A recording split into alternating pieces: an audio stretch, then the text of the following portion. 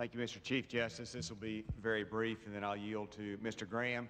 Let's recall Ms. Monica Lewinsky to the stand for a brief moment. Let's go to the Park Hyatt. Trying to obviously give an excuse as to how Linda Tripp could possibly know about my relationship with the president without me having been the one to have told her.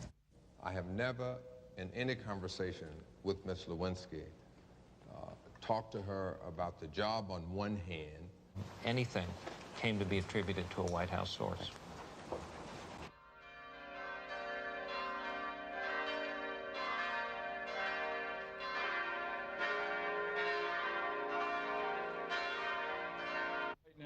The censure is in the form of simply a statement, a very clear, strong, unequivocal statement of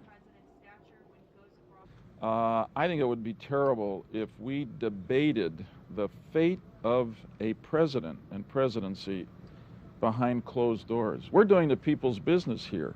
I mean, one of the reasons the framers of the Constitution set so high a standard to remove a president, and why it's never happened in our history, is that they wanted the people to decide who their leader would be.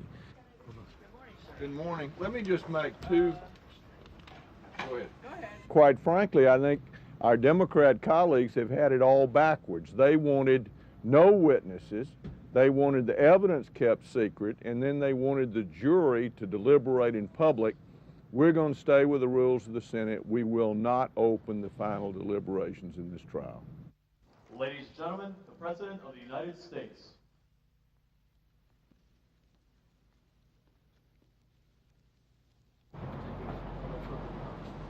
Good morning, Senator. How are you?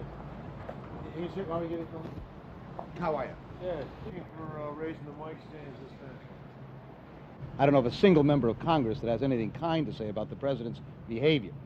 But in our passion to punish this president for his behavior, I would hope that we'd have as much passion for protecting the office of the presidency for the future occupants of that office by not weakening the office by inviting future single House censure resolutions, which is what my concern is at this point.